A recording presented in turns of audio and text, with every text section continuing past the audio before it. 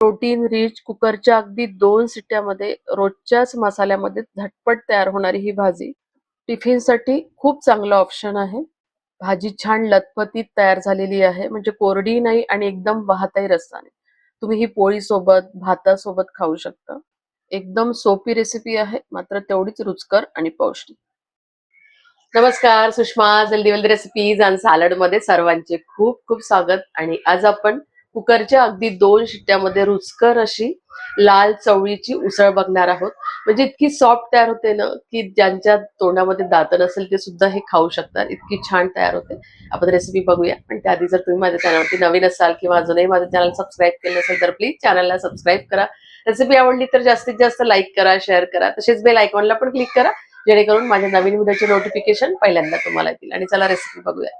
या वाटीनी 1.5 वाटी ही लाल चवळी मी रात्री भिजत घातली होती. याला भिजायला जास्त वेळ लागत नाही. 4 ते 5 तासात ही चांगली भिजल्या जाते आणि शिजते पण लवकर, म्हणजे पटकन सॉफ्ट होऊन जाते. तर तुम्ही बघू शकता ही भिजवल्यानंतर चांगली फुलली आहे आणि बघा एकदम दाणा त्याचा आपण असा दाबून बघितला ना तर तो सुद्धा दबला जातो. तर इतक्या लवकर ही छान फुलून येते. आता त्याच्यामधलं हे पहिलं पाणी काढून टाकायचं आणि परत 2 पाणी याच्यामध्ये टाकून तेही पाणी काढून टाकायचं आणि नंतरच ती वापरायची. खायला एकदम रुचकर आणि गुळचट लागते. मीडियम आकाराची 3 कांदे, छोट्या आकाराचे 3 टोमॅटो, 2 हिरवी मिरची, 2 टीएसपी आलं आणि लसूण पेस्ट, कोथिंबीरीच्या काड्या आहेत. तर टोमॅटो आणि कांदे जे आहेत ते छान फाईन कापून घ्यायचे. हिरवी मिरची पण चांगली बारीक कापायची आणि कोथिंबीरीच्या काड्या सुद्धा अशा बारीक कापून घ्यायच्या.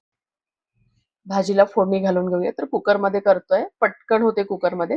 तर त्यासाठी साधारण 2 ते 2.5 टेबलस्पून तेल मी कुकरमध्ये टाकून घेतलेलं. तेलाला गरम होऊ द्यायचं आणि 1 टीएसपी मोहरी घालून घेऊ. मोहरीला तडतडू द्यायचं. मोहरी तडतडली की लगेच जिरं घालून घ्यायचं. 1 टीएसपी जिऱ्याला पण छान फुलू द्यायचं आणि आपण हा बारीक चिरून घेतलेला कांदा टाकून घेऊ. आता या कांद्याला छान सोनेरी रंग येईपर्यंत आपल्याला तेलामध्ये परतवून घ्यायचं आहे. तर इथे गॅसची फ्लेम तुम्ही हाय, मीडियम, लो आपल्या अंदाजाने करून हा कांदा परतवून घ्या. आणि तुम्ही बघू शकता कांदा छान असा सोनेरी रंगाचा झालाय. डार्क नाही पण सोनेरी रंगाचा झालेला आहे. आता आपण त्याच्यामध्ये इतर साहित्य घालून घेऊ. तर ही आलं आणि लसूणची पेस्ट टाकून घेतली, हिरवी मिरची, तर कोथिंबीरीच्या काड्या आणि हे आपण थोडंसं तेलामध्ये परतवून.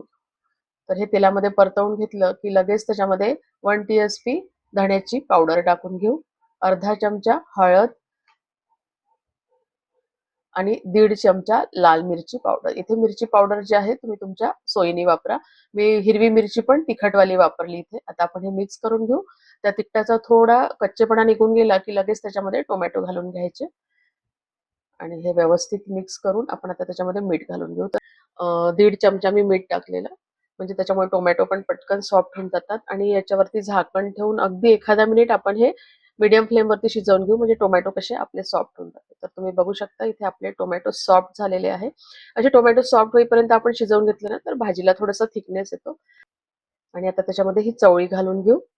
एकदा व्यवस्थित सगळं मिक्स करून घ्यायचं. आपण पाणी घालून घेऊ. हा 1 ग्लास आणि अर्धा ग्लास असं 1.5 ग्लास मी याच्यामध्ये पाणी टाकलेलं. आपला जो स्टँडर्ड साईजचा ग्लास असतो ना त्या ग्लासाने. आता त्याच्यामध्ये थोडीशी त्याची चव वाढवायसाठी 1 चमचा, म्हणजे पोहे खायच्या चमच्याने 1 चमचा गूळ घालून घेतलेला. तर ना गुळामुळे चव खूप चांगली येते. ऑप्शनल आहे, तुम्हाला नसेल आवडत तर टाकू नका. आणि तुम्ही रस्सा बघू शकता, अशा पद्धतीचा त्याचा रस्सा तयार झालेला आहे.